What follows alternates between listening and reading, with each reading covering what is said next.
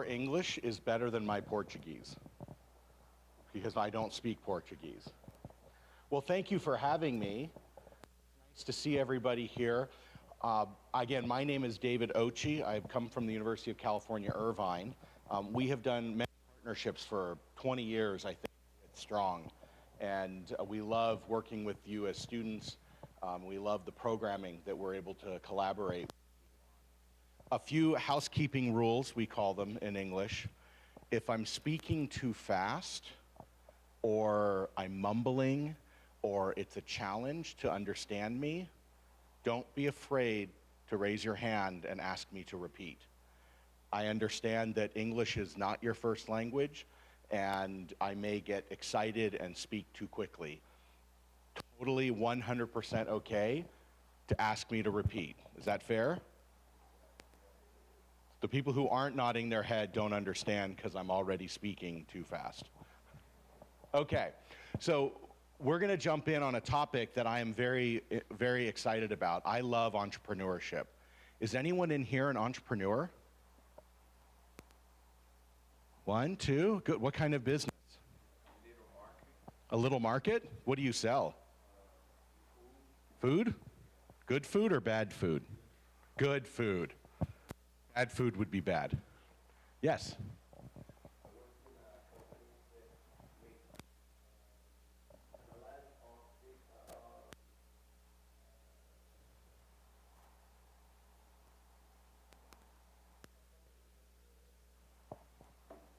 So a data analytics company? Very good. So a customer data kind of company? Marketing to insights kind of company. Wonderful. Anyone else have a company? Somewhere over here. Ah.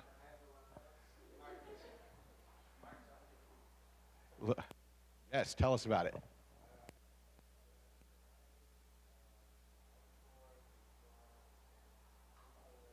How do you have time to go to school? You do your school at work. So you've got a grocery store, and wine store, and all sorts of things. Wonderful. Wonderful. So I started my first company when I was 13 years old. I was young. I was a new freshman in high school, and I started a tutoring business. I helped students who were 1 year behind me with their math or English or whatever they needed help with. I learned that if I kept all of my homework and my tests, it was much easier to help the students the next year.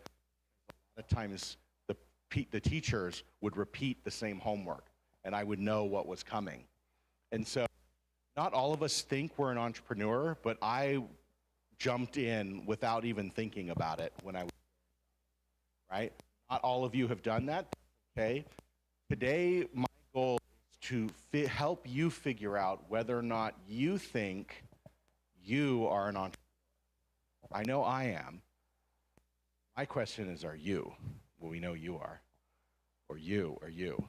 Are you entrepreneurs? And there's no right or wrong answer. I'm just hoping you'll get the chance to see, hey, maybe this is for me or not right now. The answer is never no. I'll give you a hint. The answer is never no. It's either yes or what? Not yet. Because we all have the opportunity to be an entrepreneur, and it may not be right now, but at some point, entrepreneurship may become a part of your life. So I'm going to test a little bit of your English and have you watch a video where I don't talk, but you can maybe see the screen and read. Reading easier than listening sometimes, but it moves quickly. And we'll see if you guys can catch it, if it works. Just kidding.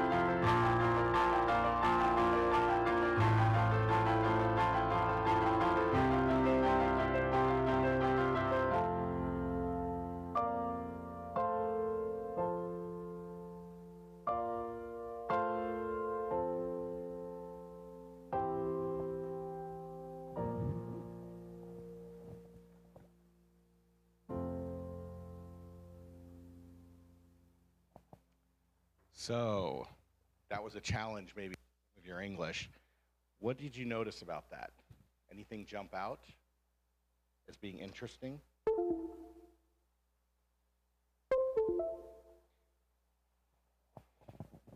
Did you catch any of it? I saw some heads nodding during the presentation. What's the message you think behind this? Yeah. Everybody can be an entrepreneur. I totally agree. That's one of the messages. What else? Yeah. With determination, you can go anywhere you want. Anyone believe that? Or is that just, we call it fluff, right? It's a lie. Is it true? With determination, you can go anywhere? You could argue that it's not true. Without determination, you will definitely not go anywhere. So the opposite is definitely true. But just because you're determined doesn't mean you'll succeed, right? Many entrepreneurs don't. Good. Anything else? Yeah.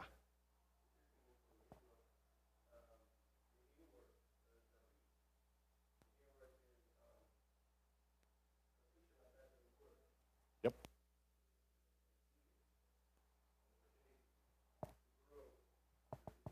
Yeah, there's lots of opportunities. There's risk involved in it, but it's not all about the risk, right? And we're actually going to talk a little bit about risk. One of the things, did you notice how it doesn't say entrepreneurs are trying to become millionaires? Is that what it says an entrepreneur is? No, it's not about that, right? You can make money as an entrepreneur. Anyone interested in making money? We're about to decide who's awake, right? Of course you all want to make money. You can make a ton of money as an entrepreneur. You can also lose a lot of money as an entrepreneur. But here's the secret. If you don't start with a lot of money, you don't lose a lot of money, at least your own money. You might lose somebody else's money, but you're not going to lose anything more than you started with, right? So it's not that bad. So my question for you, I'm hoping this might turn it on. There we go. Is, are you ready for what entrepreneurship is now? So this is a chart from a few years ago, but it shows how long it took for a technology to get to 50 million users. That's a lot of people, right? 1/4 of the entire country here, right? And you can see the telephone took 75 years. Anyone in here 75 years old? Yeah. That's how long it took for the telephone to find 50 million. The radio took half that, and color television took 1/3 of that. Got faster. Getting to 50 million got faster as technology grew. The internet took 4 years, and some of you may have heard of this company called Facebook. Facebook was faster than the internet itself. That's pretty cool. And you can see there's some other technology that many of us no longer use or have heard of. But what's this one down at the bottom here? Anyone know? It's a game. Can anyone tell what it is? It's kind of a small icon. What was it? Angry Birds. Is that correct? No, it's Angry Birds Space Edition. I once was speaking to somebody who was a big Angry Birds fan, and he corrected me. It's not Angry Birds. It's Angry Birds Space Edition. 35 days. So what's today, the 6th? Imagine 35 days from now. We launch an app today in this room right now. Boom, we magically have an app. And by November 10th, we have 50 million users. When does school finish here? You guys are done soon, right? In a couple months? End of November, is that about right? So imagine launching today, and before you take your final exams, you have 50 million people using your app. That's insanely fast. Anyone scared by that? You're like, I don't want that many people using my app. Usually it's people who are over 30, afraid of that. The young people are like, yeah, okay, 50. Make it 60, make it 70. Who cares? Good, more people's better, right? Here's the thing. There is an app, at least one that we know of, that beat that record. Anyone want to guess? Faster than 35 days. Any guesses? TikTok, every single group, somebody says TikTok. TikTok actually took years because it was being built in China, and it was an app for people to share dancing and music, right? To do collaborative music. Then they turned into what they've become today. Great guess, though. Anyone else want to guess? ChatGPT, we actually don't know exactly how long it took to get to 50. I am pretty sure it beat the one I'm about to mention. I'm guessing it was about 12 days, which is insanely fast. Does this help? Pokemon Go, 19 days. So again, stop and think. We launch an app today, and by October 25th, we have 50 million users. You are living in a world that these people up at the top, they couldn't even imagine 50 million users on a mobile device. Are you kidding? That's crazy. And yet that is the world you're going to enter your careers in. That is spectacular and scary all at the same time, right? And like we said, ChatGPT is the other one. I'm guessing, based on the curve that they described, we don't know the exact number, they haven't released it, but I'm pretty sure it was somewhere between 12 and 14 days. We are living in the fastest time imaginable. That means you have opportunity, here in Brazil included, right? When you think of an entrepreneur, many people in America think of people like this. You recognize any? Start telling me, who do you see up there? Steve Jobs? Trump? Jeff Bezos? Zuckerberg? Warren Buffett? One of Trump's better hair days. Michael Dell? Anyone know this guy in the middle?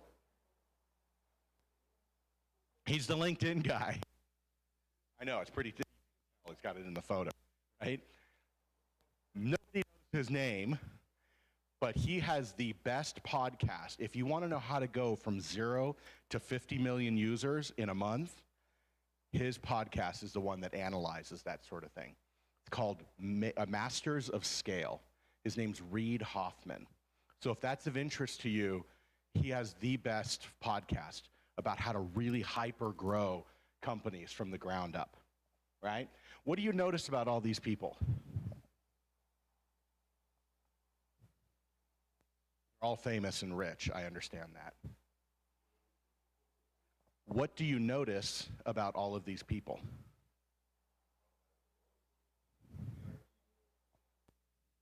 Let me rephrase that.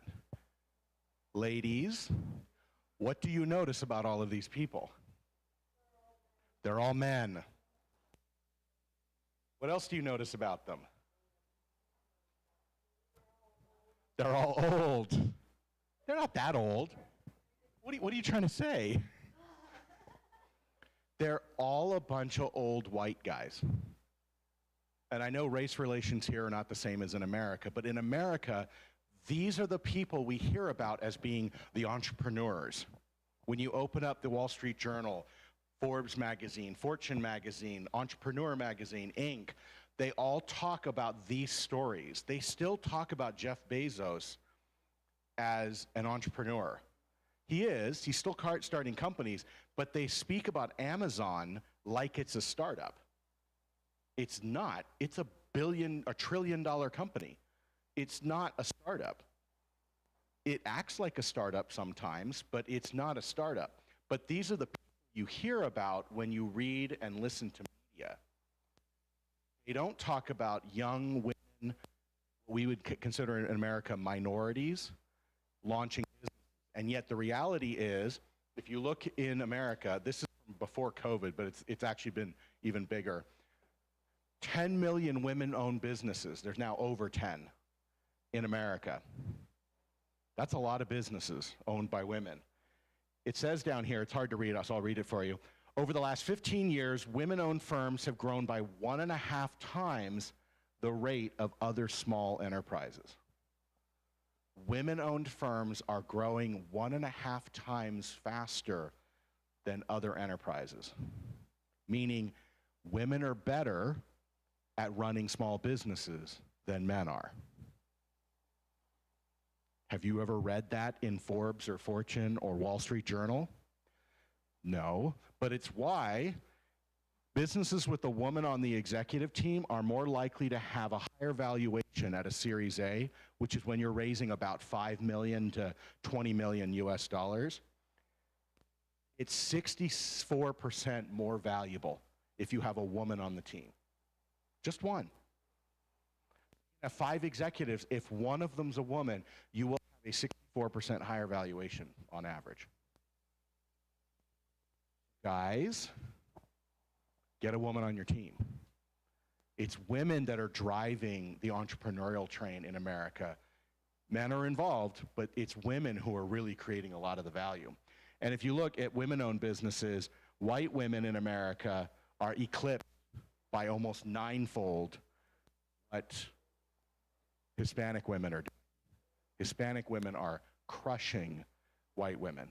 All minorities are, right? So my point is not that America has, we've got our own race issues and that sort of thing, but ultimately, the storyline of old white guy, you're a college student, you're a computer programmer, you attend Harvard, you come up with a brilliant idea, you drop out of Harvard, you get VC funding, and you become a billionaire. That's not the story anymore. That's the story from 30 years ago. That's how these people made it. It's not how today's entrepreneur. You guys are today's entrepreneur, the TikTok generation.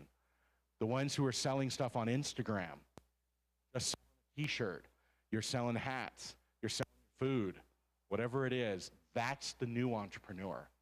It's the ones who are finding new ways to use technology to disrupt the world around them, right? I'm not gonna go through all these for sure, but one thing that happens when you're thinking about being an entrepreneur is you kind of realize, I'm tiny. Right? I'm not really big. I'm only one person. I'm over here, and there's these huge companies I'm up against. And then you compare yourself to big companies. Well, I'm not Facebook. Mark Zuckerberg he was lucky. I'm not. The reality is, all of these companies that you see, and every company you've ever seen, started small. There's never been a billion-dollar company that started as a billion-dollar company. They all start small. Somebody in here is wearing Nikes. Anyone else wearing Nikes? Yeah? It's a famous brand, right? And you think, how could I start Nike? I don't have manufacturing of shoes, and I don't know how to do any of that. Nike started off as a shoe distributor. Nike didn't even make shoes when they started. They bought shoes from some company called Onitsuka Tiger, whatever that is, it's a Japanese brand, said, I will try to sell these at track meets, running competitions in America. And he got a van, filled it up with different shoes, drove it to a running competition, a track meet, and said, hey, you could run faster if you wear my shoes. You could run faster. All right, you could do better. Try this, try this. That's how Nike started. Could any of you get a van, stuff it full of shoes, and go to a place where a bunch of runners are running and say, try my shoes? Are any of you not capable of that? No, you're all capable of that. And you're capable of everything that all of these companies did. The point being, they don't start the way we see them today. They start something completely different. Can you imagine Sony repaired radios? We don't even have radios anymore, but that's what they did. The equivalent today would be that they repaired cell phones. Right? Could you guys learn to repair a cell phone? Some of you probably have. The point being, don't look at where they are today, where they were when they started. So all of you are students, right, with the exception of some faculty. There are some famous companies that were started by students. I'm not going to go through all, but some of them you probably are familiar with. But I want to highlight a couple of them. So WordPress, do any of you use WordPress? Make a website? Yeah? So WordPress was started by Matt in University of Houston. He was building websites for clients. He would go out and he would say, hey, you need a website, I'll build you a website. Oh, you need a website, I'll build it for you. And at the time, you had to hand code every single website.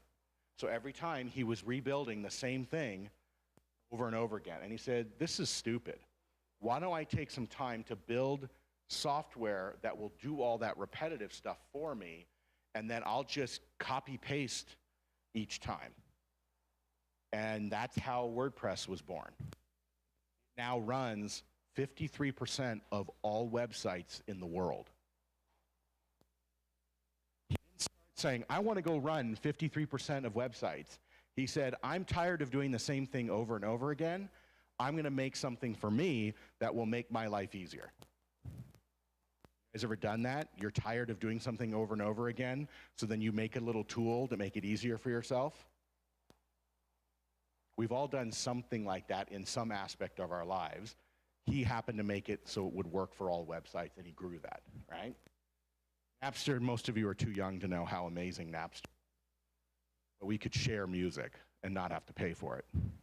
We were borrowing it from our friends. It was a huge copyright violation. You guys have FedEx here? Yep.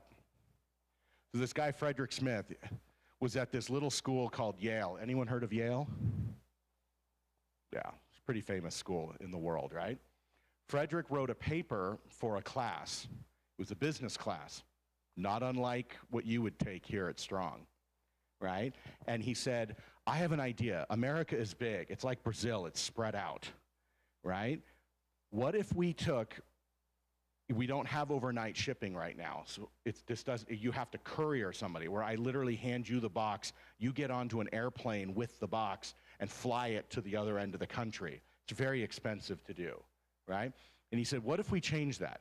What if we take and we put trucks in all these cities, and then at the evening, they all go to their airports and they all fly to the same city. And then at the airport, they swap all the packages and move them back into the right planes, and then they all fly back out in the middle of the night. And in the morning, they land, and what? They put them back on trucks, and now you have overnight delivery. And his professor, no offense to faculty, thought it was a stupid idea.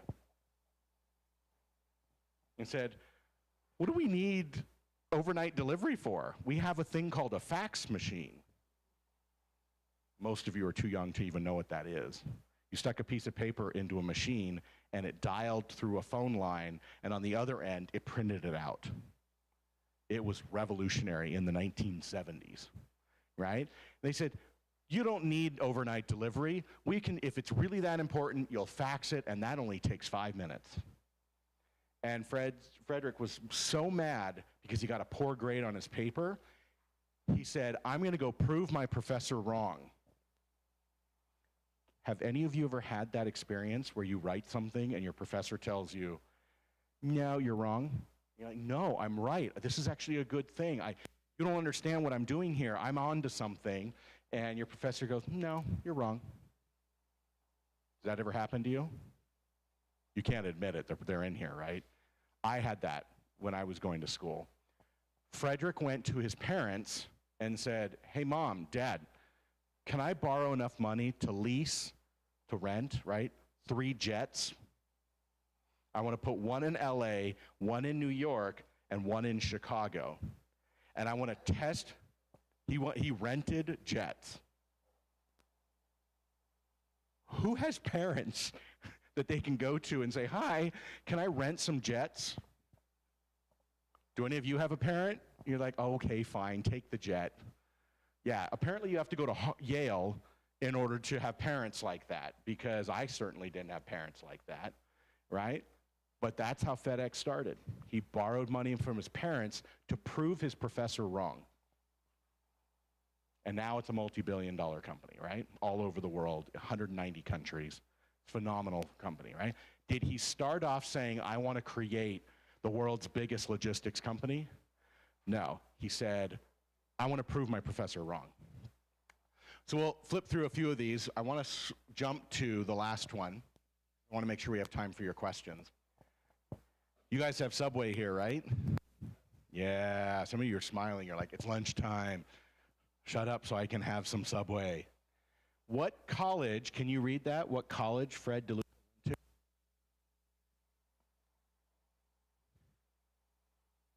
That's Central High School. He didn't even go to college. So have you ever had the impression that all those founders, they were technical people, and us business people, we don't get to make we make the money, but we're not the founder. Like we got to have that cool technology that we create our company around, right? That's a common misconception for entrepreneurs, is the business people think, well, we have to have amazing technology.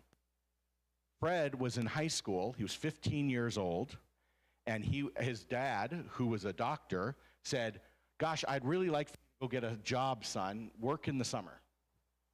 And Fred said, I don't want to work. I want to start my own business. And his dad said, no, get a job.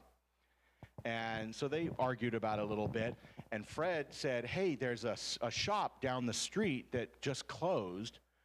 We used to go to that. Why did it close? Let's go find out. Maybe we could reopen it. And his dad said, we don't know anything about running a restaurant. Let's come up, just, why would you do that? And he said, well, let me find out. He said, fine. You go find out why it closed, and then tell me why you could do better. So Fred went running around, found out why the restaurant had closed. And there were two major reasons that they came up with. The customers and the owner said, one, there were too many items on the menu.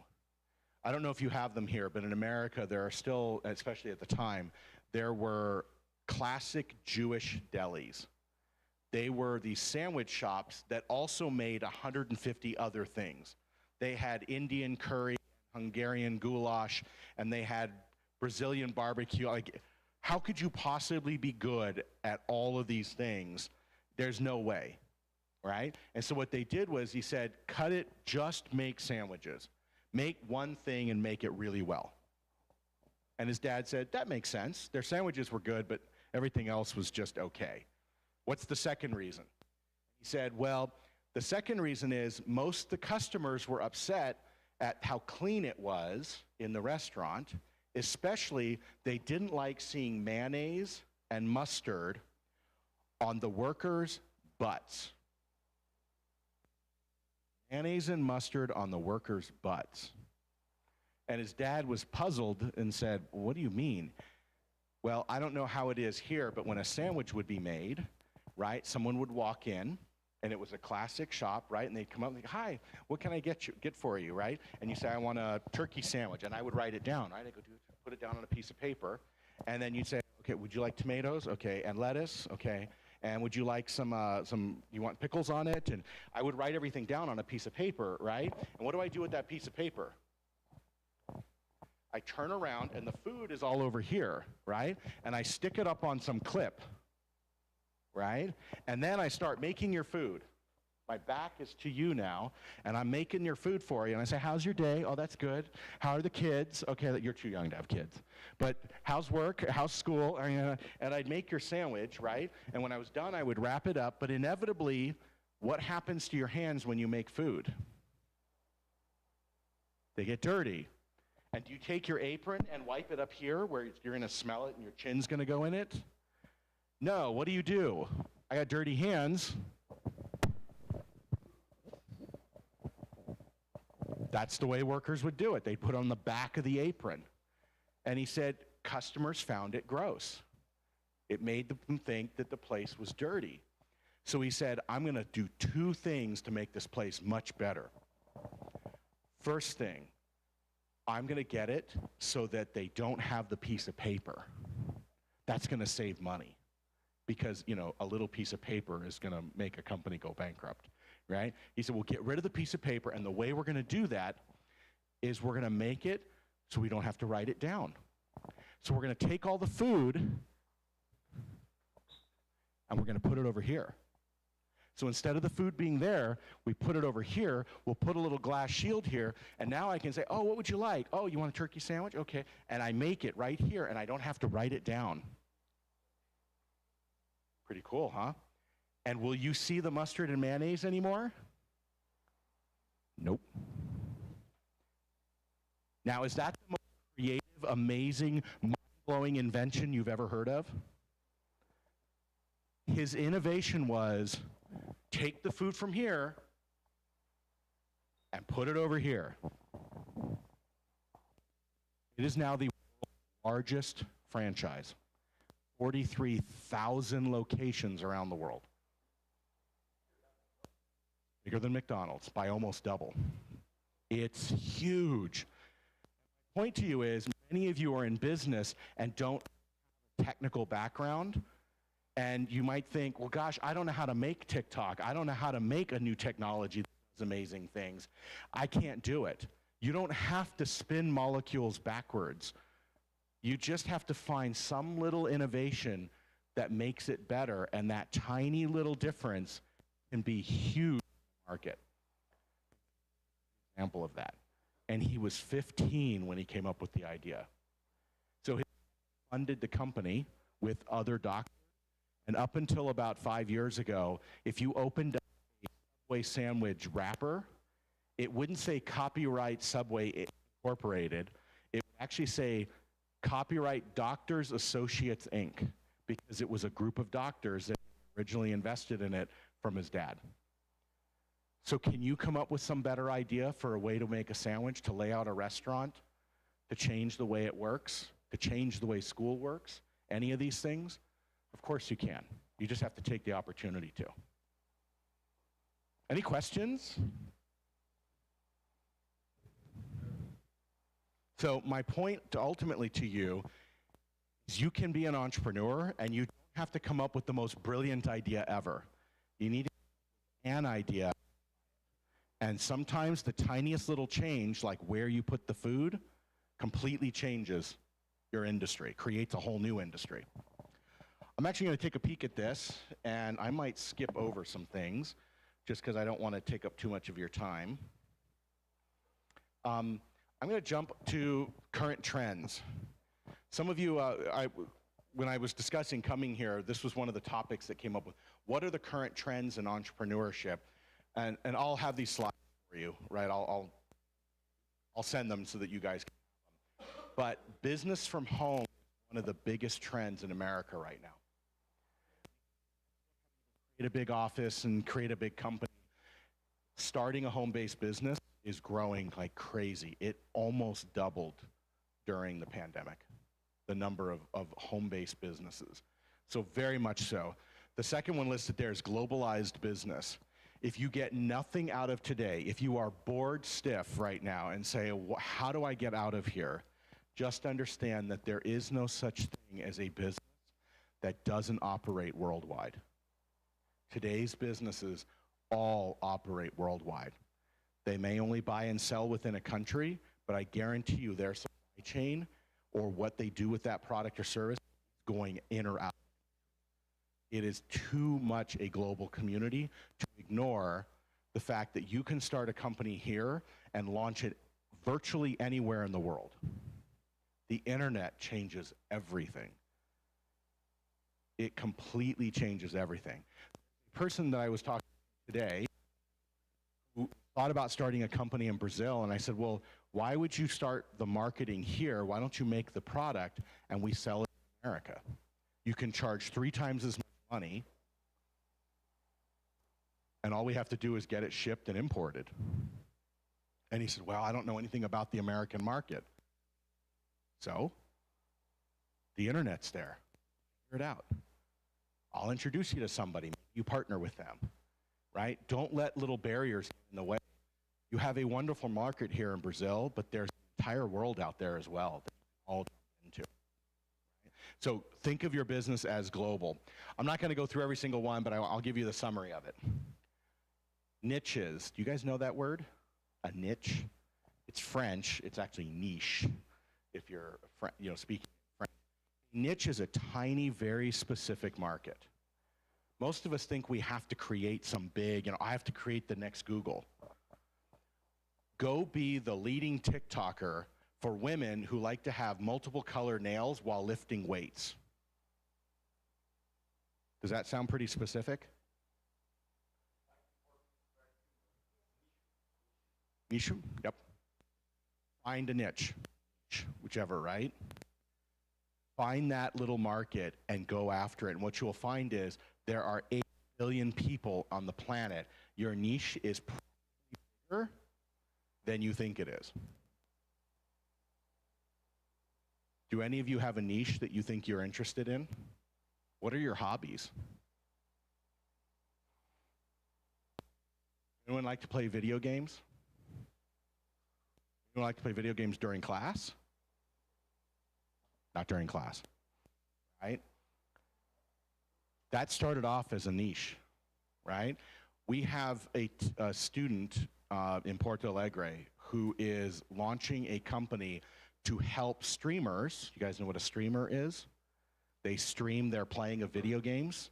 I cannot understand. Why would I want to watch somebody else play the game? Why don't I play the game?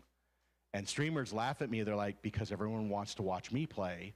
They can't play as well as I can. They want to see it done well. Fair enough. They're helping to launch streamers getting together and meeting each other so that they can actually collaborate in real life and eventually collaborate by doing streaming together. Is that a niche? He wants to get live get-togethers, like that streamers in Porto Alegre who don't know each other than their screen names actually go have coffee together. And then the same thing happens in different parts of Sao Paulo, and he wants to do it in Turkey. Like, he wants to spread this thing of having streamers physically get together. Does that sound like a niche? He figured out that there are probably about 250,000 streamers that would qualify in his initial market. That's big enough. And if he can charge 20, 30 real a month for them to have a subscription to be able to do this, he'll make some money, right? So find small niches. It's a great place to start, right? Smaller businesses don't have to create Google. I am a huge fan of starting a small business. In fact, we have created a program that would be very interesting to try doing here, actually. We take students and help them create what we in America call side hustles. Have you heard of that phrase? Side hustle?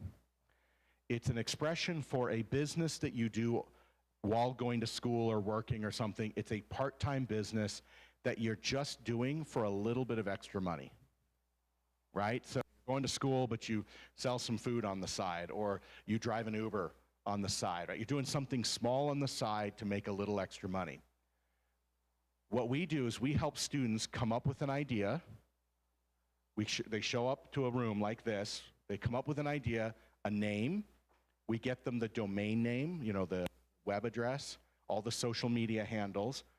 We help them come up with a logo, a business card, a flyer, a website. We connect the website to an e-commerce engine, right? Some sort of e-commerce platform. 30 days of social media posts, and we launch their Google AdWords. Guess how long it takes? 1 hour. That's impressively fast. It takes longer than 1 hour. 6 hours. 6 hours. We take somebody who has no idea what they want to do, and in 6 hours, they have a functioning online business with traffic coming in from Google. Imagine we started when we started speaking, and by the time you go home tonight, someone has purchased you. That's how fast it can happen now. You just have to do it, right? So smaller businesses are fine. It's very much increasingly digital. It's increasingly social, meaning you're using social networks to build things. It is definitely faster. And the last one, it is definitely much more global, right? These do not mean much. What they do mean for you is that opportunity is here for you. You just have to go grab it. But is it going too fast? Not really. Believe it or not, only 17 of the Fortune 500s are younger than 1995. Most of the companies in the big companies in America, they've been around for a long time, for almost 30 years or more. It's the same for the Global 500, right? So you don't have to worry about getting huge. You just got to find a niche to jump into. So I'm going to skip through some things because they're not as relevant, but I want to take you to a point that I think is the #1 reason I've heard from Brazilian students as to why they don't launch a company. So this is a quote from Victoria Woodhull, somebody nobody knows, but she's the one who said it. Entrepreneurs are risk takers, right? You have to be a risk taker to be an entrepreneur. They're willing to roll the dice with their money or reputation on the line in the support of an idea or an enterprise.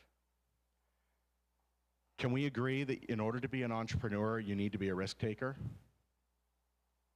It's pretty true, right? Would it scare you to tell you that it's not true? Yeah.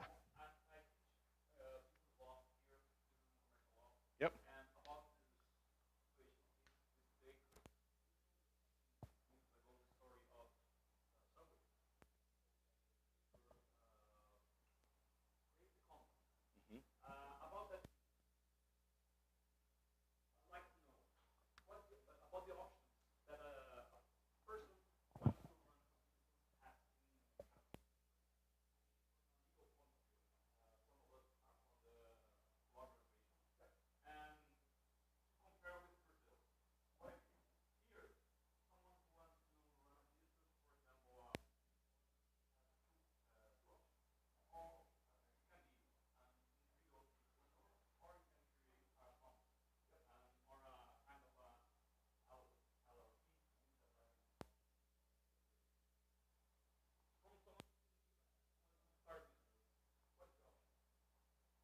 Sounds, based on what you said, it's the exact same.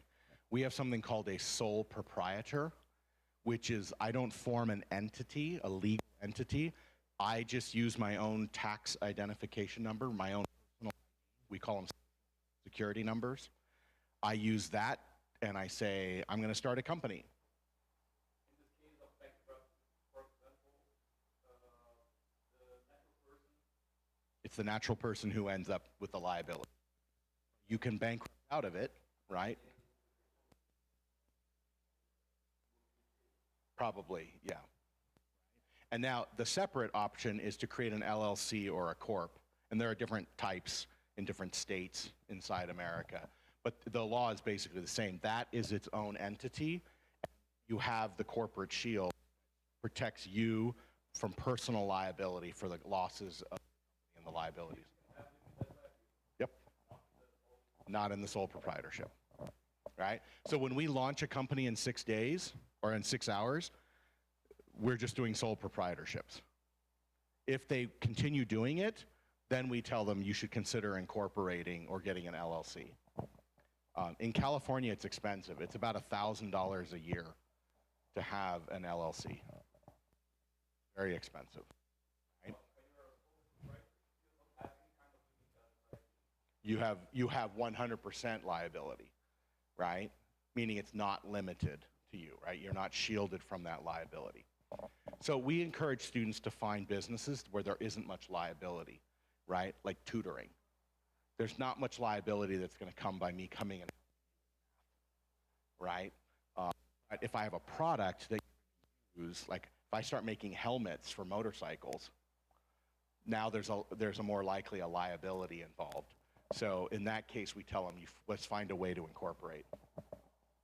Good question.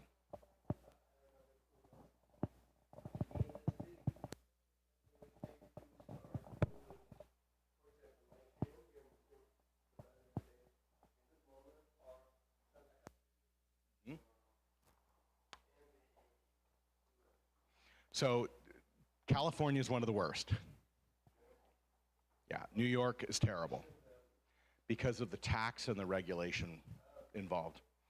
If you start a company in California, you file the paperwork, you pay for that paperwork, and just for it to exist is $1,100, so $1,100 per year. It's insanely expensive. For a small home-based business, that's really expensive, right? And so most people that are going to go big companies will incorporate in Delaware because there's a rich history of Delaware corporations going public on the stock exchange. But honestly, you can incorporate any country of the cities, states in America, and the rules will be basically the same, right? So I want to talk a little bit about this risk idea, and I want you guys to get involved in it, because I don't want you falling asleep quite yet. We are told in our finance classes, you've seen a graph, probably something like this, that as risk goes up, your return should go up. Does that sound familiar? Right? If you invest in a riskier stock, you expect a higher return as a reward for that, right? It's like the basics of finance. Does this surprise anybody?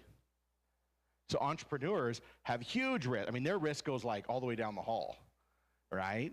And that's why they get these huge returns. That's what we think is the case. The reason people think entrepreneurs are risk takers is because they fundamentally think this is the case. And when they think about risk and entrepreneurship, they go, well, gosh, they can make billions of dollars. Their risk must be way, way over there. And they assume that. But it's not necessarily true. So we're going to play a game. So what I'd like you to do is pull out your cell phone. You can use your laptop or whatever, and visit this URL. You can use the QR code there. We're going to play a game. It's a fun game because it. If you're hungry for lunch, it's a little teaser that you're going to get some lunch. All right? I'll give you a second to pull that up.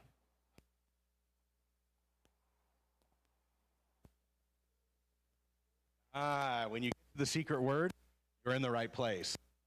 Second, but let's let everyone else catch up. It's all good. You can look at his on the side and you can work.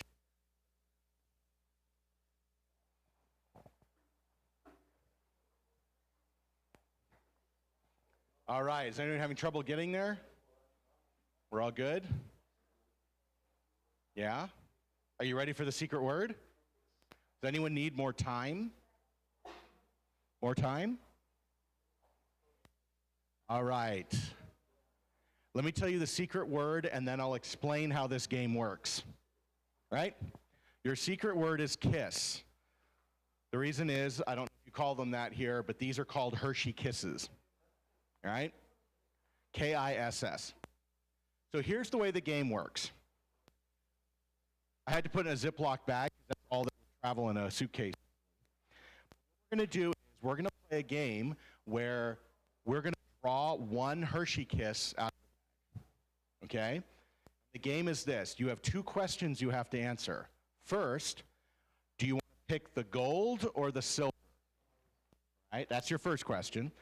There are roughly, well, there aren't roughly, there are 50 of each in the bag, meaning there are 50 gold and 50 silver for a total of 100. That makes the math easy. I hope it makes the math easy for you, right? 50 of each. The second question you have is related to how much you're willing to pay to play the game. And the way it works is, if you guess the right one, you get $10. If you guess the wrong one, you get 0. So the question is, imagine you were going to go gamble, and they said, you have to pay. If winning got you $10 and losing got you 0, how much are you willing to pay to play the game? If it's 50 of each. All right? So go ahead and pick a color and then put in how much you're willing to pay. I'll give you a hint. You can't pay less than 0. That's not paying, right? So it's got to be over 0. And if you're willing to pay more than 10, you're not very good at math. Why would you play a game where you spend $20 to win 10? That doesn't make sense, right? So pick something between 0 and 10, all right? Let me know if you need help. Make sense? It's classic economics theory, in case any of you are economics professors. Everyone got it? Remember, there's 50 of each.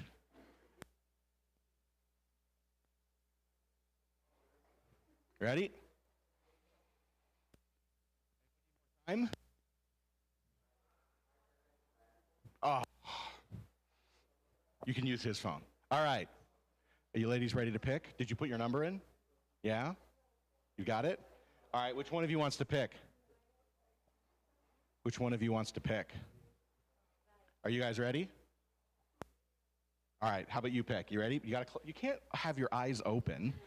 The idea is it's supposed to be random. All right, so close your eyes. Here it goes. Just pick one. All right, hold it up so everyone can see it. Hold it up proudly, even if it was the wrong color. All right, silver. All right, how many of you guys got silver? You were correct. What? 1, 2, 3. Should be about half of you, right? Wow, only 3 silvers. Good. So 3 of you deserve $10. I'm not giving you $10. Sorry. You can have some Hershey Kisses, though. Okay. So you came up with a number, and before you tell me the number, you came up with a number somehow. You either did math or you just randomly picked a number, but you picked a number between 0 and 10.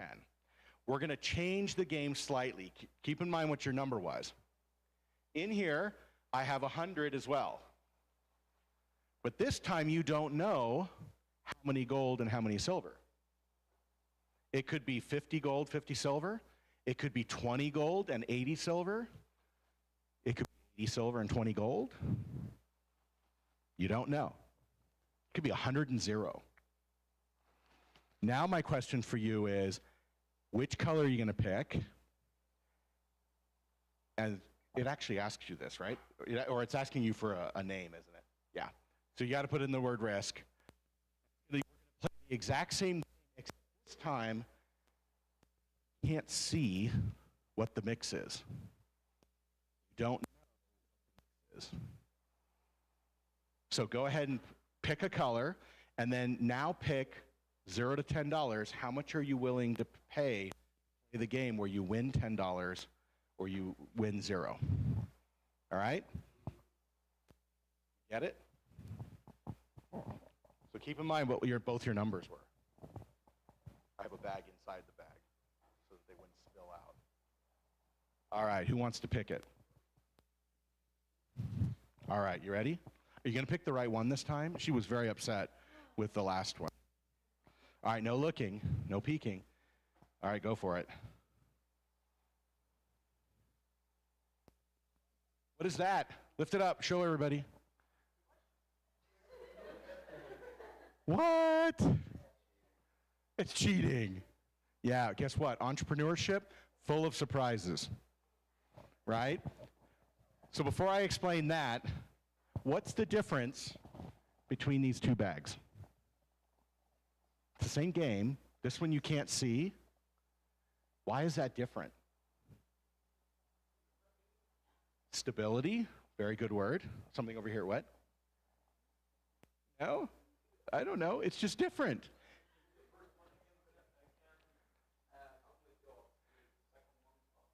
Yeah, this one you can calculate the odds. This one you're like, I don't know. There's no way to know. So this confused economists, one in particular, 100 years ago. There was this guy named Frank Knight who back in the early 1900s said, billionaires don't make any sense. How can a billionaire take on so much risk that their reward is billions of dollars? Today, billion isn't that big. Imagine trillions of dollars. Like that, they said you cannot take on that much risk. There's something else going on. And that's when he started researching how risk is really working. He died not having a clue what the answer was. It wasn't until at UC Berkeley, Daniel Ellsberg said, it actually has nothing to do with risk. It has to do with uncertainty. Do you guys know that word? It means you don't know what's going to happen. With risk, you calculate it, right? The famous risk companies are who? Insurance companies. They know the exact odds that you're going to get into a car accident on the way home. They can tell you with almost complete certainty what the odds are that you're going to have a car accident. That's risk. Uncertainty is you can't calculate it. There's no way to know. It's completely unknown. And that's why entrepreneurs get the returns they do. They learn to manage risk, and they then learn to manage uncertainty, because you don't know what you're going to find. See, I tricked you. I know, that's not fair, right? You don't know what's coming at you, but you do it anyway, and you just adjust and adapt as it happens. So I don't want to fly with all these bags home, so please enjoy some chocolate while we get wrapped up. All right? So the point is, risk is not something entrepreneurs do. We don't take on risk. In fact, psychologists have studied entrepreneurs and found entrepreneurs are risk averse. What does that mean? That word's a little unusual. It means they avoid risk. Because if you think about it, let's say I want to go start an app, right? And I say to you, hey, I got this really cool, what would be a good app idea? We're going to fix studying for school, right? So we got a cool new app for studying for school. Now what? Well, I need somebody to code it. Do you know how to code? Just say yes. She knows how to code. And I say, we're going to build an app to build. We got the coolest app. It's going to help students study. We need code. I don't have the money to pay you, though. How about you code it for us? He's amazing, right? Like, you want to code it, we'll give you equity, and we'll share revenue with you, and you're going to be rich. What do you say? She's sold. What did I just do with the risk? I took all the risk of building that app, the technical, and put it on her. I'm not paying her. If it goes nowhere, I go, oh, sorry. We tried really hard, didn't we? It was such a good idea. She loses her time, not me. I just got rid of risk. But you know what? We need somebody to sell this stuff. And you're really good at sales, right? We have her coding it. She's amazing. And like, we got this great idea. Would you mind helping us sell? You can get a commission. We can't pay you right now, but she's got an amazing app she's building. Like, can you be our salesperson? We'll pay you when we get paid. Did I hire him? Am I paying him a salary? No. I'm paying him a commission. I just got rid of the risk. I'm not doing it. He is. She is. You are. I'm getting rid of my risk. And so the idea that entrepreneurs are risk takers is not true. The actual studies show that they are risk avoiders, and they're really good at getting rid of risk. So if you're too afraid to jump in to be an entrepreneur because you're afraid it's risky, you're not afraid of risk, you're afraid of the uncertainty. Uncertainty is scary. You don't know what's in the bad. You don't know what's coming, and it scares you, and what it does is it causes you to stop. And if you get anything out of today, don't let uncertainty stop you. If you don't know what's going to happen, nobody else does either. So just learn to adapt to that. Yeah.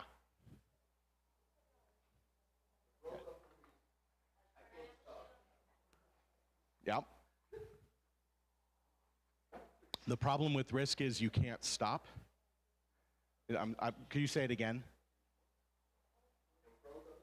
Yeah.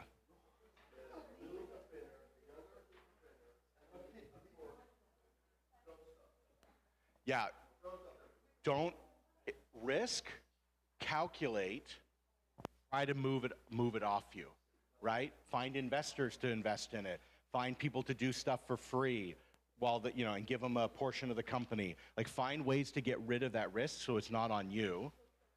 Uncertainty, much harder, right? But just push through it. If you don't know, nobody knows. So everyone's in the same boat. Just go into the cloud, right? And hope you don't hit rocks. If you hit rocks, you hit rocks, right?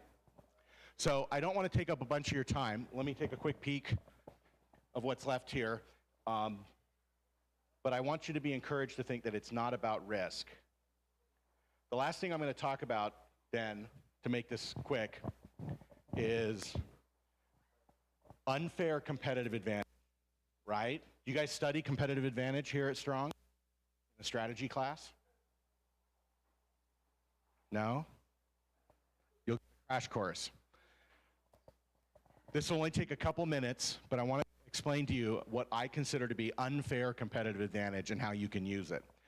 Unfair means that you get a deal or you get something you don't deserve.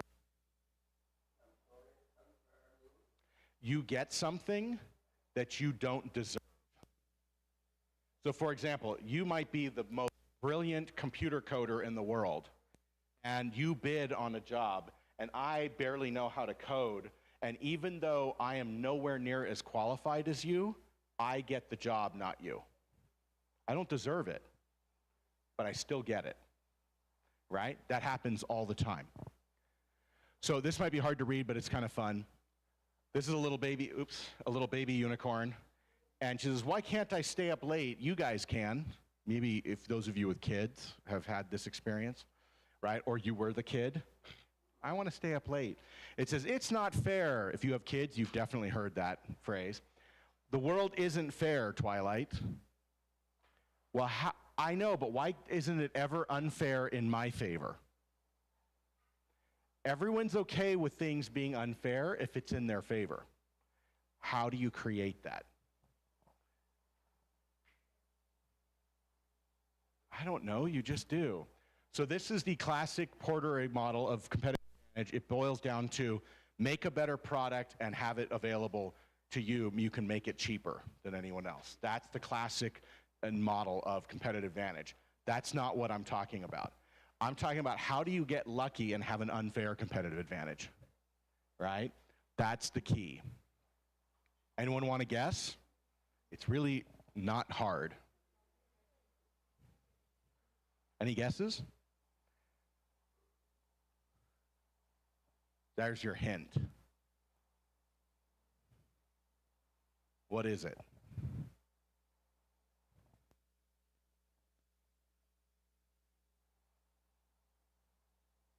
Does that help?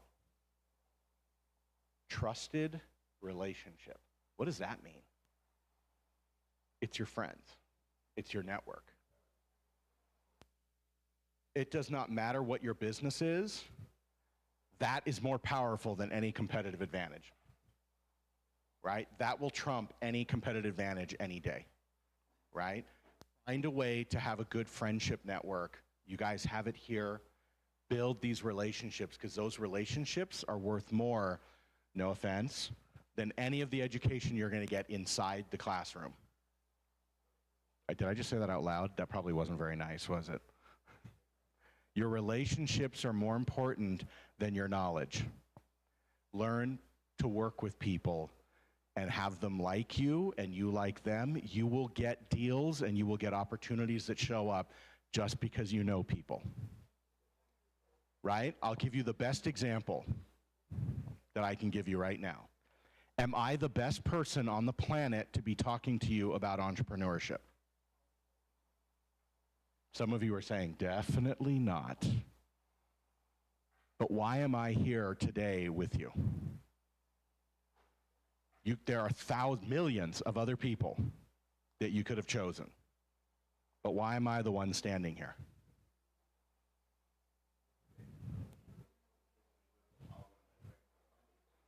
Blame it on that guy, who will blame it on somebody else, who will blame it on somebody else. It's because I know people who know me. And I said, hey, I'm going to Brazil. Why don't I stop by and we can chat for a little bit? Am I the most qualified, amazing? No. You can tell that. But I'm here because I do know about the subject and because I know people in the school and they know me, and that's why I'm here. It could have been anyone else. It's huge. And so my recommendation to you goes to this. I am now part of your network. All these faculty members are part of your network. If you look at them as instructors, it's very short-sighted. They're your instructor until the end of November. Then they're either no longer part of your network, or they are your lifelong friend who will get access for you to all sorts of things. Utilize the people you meet, help the people that you meet, and good things will come right back to you, right? I'm here because of a network. We're gonna go build a company now because of a network, right? And so my encouragement to you is find a way to build your network and find opportunities that you can jump into and just try it. Failure is something that's scary for people, but don't let it stop you from trying something. Just start small, and that way if it doesn't work, there's not a lot of loss. And my goal is to help each one of you start something. I don't care if it's for-profit, nonprofit, big scalable, I want to take over Google, or I just want to sell some supplements on the side. Deal? That's right. That's what that QR code's for. So connect with me if you're trying to figure out how to come to America. You want to go to school there, you want to get a job there, you want to just visit. I'm away. Get you a visa or something, right? Say, hey, I'm thinking about coming. What's a good graduate school that I should consider? I want to study this. Company where we sell product in America. Could you help me find somebody to help me sell? That's why I'm really here, is to help you use your network. So with that, I will say thank you for having me and being tolerant. I hope you enjoy the chocolate. Fresh from America. I've been hauling it all over Brazil for you. I'm not putting it in my bag again. I don't need chocolate, I assure you. So you guys can share it. With that, can I answer any questions? Thoughts? Put it all in. That's right. She gets the rest. So what questions do you have? Anything surprise you? Any thoughts? Any comments? Feedback? I like that stuff too. Yeah. Shh.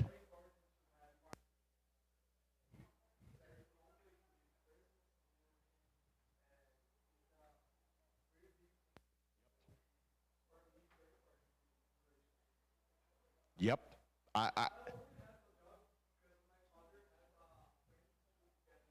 That's right. So you might find this interesting. When you study entrepreneurship, they focus a lot on go find a problem, come up with a solution for it, and build a business around that problem and solution. All entrepreneurship is done that way. For the last 16 years, I've not started a company in that form. I've started 15 companies probably in that time, but I haven't gone in that fashion. Instead, I say, so I know this guy over here, right? And what are you a fan of? He likes the gym. And what do you like to eat before the gym and after? Bananas. He likes bananas, right? And we also like to get what in with little pills? Supplements. He likes supplements, right? And I don't care about supplements, but he does. Who do I know that could help him launch his business? I know somebody, right? I would rather start a business. I don't care as much about the market or the problem or solution. Can I connect two dots and help them succeed and let them go to town? Like, let them succeed, right? And can I help somebody do something? Can my business partner help somebody do something? And so we base a business on who we know, not the business itself.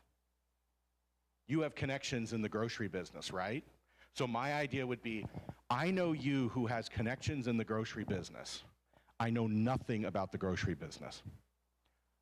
What could I do that leverages the fact that you are willing to work with me and have connections in the grocery business?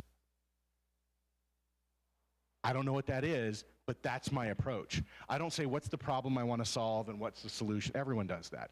But if I have an edge because you have access to good groceries at a good price, I'll go find a place to use that. It's a much better way because now I have a relationship to build on. So your approach of the network, it's 100% the best way to do it because you start profitable. You're not stumbling to find the problem and solution and then try to go get the network. You're starting with a network who tells you what's right and wrong already, and you launch it based on what they know. So it's very much a powerful way to do it. Good question. Other questions? You're probably getting hungry for lunch. I love Brazil. You know what my favorite part of Brazil is? Anyone want to guess? The food is good. It's not quite the best part. Anyone want to guess what the best part of Brazil is? Soccer? I was in Porto Alegre this past couple days, and I guess the red team, there was some big thing about the red team. The whole city was depressed the next day because they lost. It's not soccer, though.